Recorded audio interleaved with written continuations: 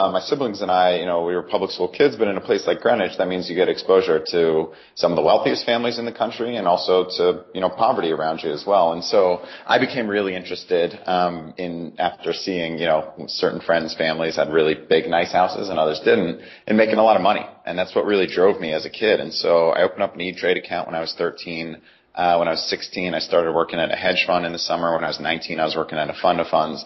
I was kind of on the fast track to have, hopefully a great career in the financial sector, most likely as an investment banker, or private equity, or hedge fund. And when I was 21, I went into the developing world for the very first time, and I just had my mind blown by a series of really life-changing events, but the most powerful, which was meeting this young boy who was begging on the streets of India, and I just felt really helpless. Like, why is this happening to him, not me or anyone else? And so I asked him if he could have anything in the world, what would he want? And I was asking one child per country that very same question.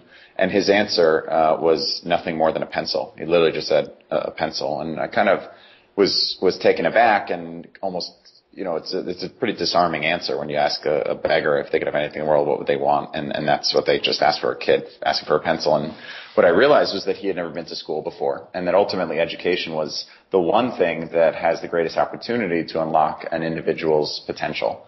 And so I gave him my pencil. He lit up. I started passing out pens and pencils and backpacked through like 40, 50 countries over the next few years, and eventually moved to New York, started working at Bain & Company, and was really, being trained to work with some of the top companies in the world. And I just got the itch to get back to my passion, which was travel, education, being in the developing world. And so I started this organization called Pencils of Promise about 5 years ago with $25.